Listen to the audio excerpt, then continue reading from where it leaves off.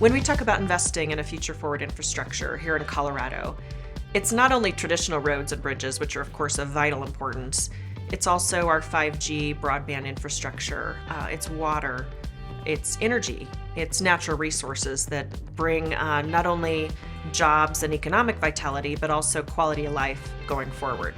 We need to make sure we have the infrastructure we need to keep Colorado economically vibrant and to be the place where we all want to live, play, and work. When the word infrastructure is used, people typically think about roads and transportation, which is highly important. And we saw transformative legislative action over the last several years that will have an influx of money going towards addressing that problem.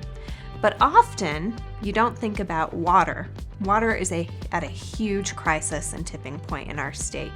Our population continues to grow, and the resource continues to shrink. There are some things that we can do. Obviously, getting greater utilization of public transit is a key milestone for us. Also looking at alternative first and last mile solutions. So how do we get you from the light rail if you happen to take the train, a big asset for our region? How do we get you from the train to your office, and conversely from your home to the train in an efficient way? Light rail, the public transit is a key asset for the whole Denver, the whole Front Range region. And I think our highway system is as well. And one of the areas we're confronting recently, as the rest of the world is greenhouse gas, carbon monoxide, et cetera. As we go through this piece, it's a very serious issue. So I don't think there's anyone taking that issue lightly. I think the issue for the state as a whole, the politicians, the business community, is we have limited political and financial resources. How do we work on these constraints while not posing undue cost on the rest of either the business community or the residences? And probably most importantly, how do we make sure we're actually achieving something to work towards solving that problem versus just scoring political points? Traditionally in Colorado, is that the state did not do a whole lot of planning for acquiring right-of-way. And that is the most challenging thing that limits your ability to either expand roads or to even expand infrastructure, whether it's sewer, whether it's water, whether it's fiber optic cable. You have to put that in the right of way. And there's just not that much of it in the way that the cities were laid out here, traditionally speaking. So what that really changes us to have to do is to look at technology as the next step in how we can improve infrastructure. So we need to maintain what we have, but we need to look at how we can get more throughput on our highways by using technology to allow more cars to keep moving at a regular and normal pace. So we've done that in the city of Centennial. We've built a fiber network throughout the city. And as of this year, we will have our traffic signals connected to that fiber network and have a traffic operations center that's monitoring traffic during busy hours of morning and evening. And with that, we actually have the ability to put in adaptive signaling that allows traffic signals to adjust depending on what traffic flow is happening at one time. People just think infrastructure is the road that you drive on, but there's so much more to infrastructure than just the road. It is how is the road built?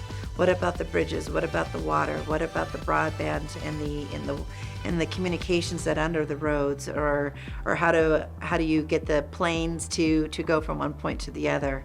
How do you get your water turned on in your house? Just the foundation of your house. All of this is our infrastructure. And so a lot of the policies and the challenges and opportunities that are out there are how do we help guide those that are making decisions, be it from a private market or a political market, on making decisions that really are forward-looking in the infrastructure to make sure that we have the right solutions today to be able to implement it for tomorrow and for future generations. I think it matters for the state for a whole host of reasons. Infrastructure of all sorts, whether it's utility infrastructure, whether it's telecommunications and broadband, really is going to be a part of the engine that drives economic prosperity, economic vitality. So I think I'll just say, we saw during the pandemic, candidly, the importance of broadband infrastructure for our children to be able to learn remotely and for people to be able to participate in our economy. Infrastructure is key. We were very pleased and proud that we just got authorization and approval from the Colorado Public Utilities Commission to build a very large infrastructure project, and it's what we call the Power Pathway Project. It's a 560-mile high-voltage transmission line that is going to be about a $1.7 to $2 billion project. And it's significant for a host of reasons, because it's going to allow us to bring renewable energy from remote locations to the people that are going to use it. But it's also going to create jobs. The assets that we will be putting in the ground will also generate tax revenue for the communities in which those assets are located. We all know schoolwork doesn't just happen in the school. You take your tablet and you go home and you have homework or reading assignments, and a lot of young people in Western Colorado don't have internet at home. So they can't complete homework assignments or do the reading that they are required to do for the next day of school. And so there's been some really interesting solutions to that, very small micro kind of solutions that have been deployed throughout the region to make sure that children have access to internet for their education. Without a progressing infrastructure, none of this is going to be possible. And I've said multiple times, I had an event last night that I went to and said, if organizations don't understand they're in technology, they're either behind or they're already out of business. And so for me, it's every business is a technology business, specializing in finance, specializing in healthcare, specializing in construction, whatever it may be. And so if we can really work together to have technology and business for good, to move our infrastructure forward, I think everybody benefits. We've got better careers, we've got better paying careers, and I think the money that we're going to get back into government and into business to then reinforce some of those programs is tremendous. I've always thought that infrastructure is one of the core functions of government.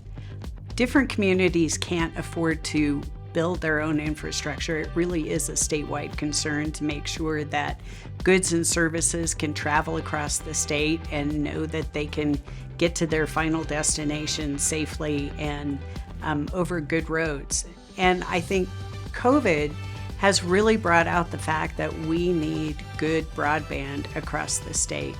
We found people who don't want to live in the middle of Denver.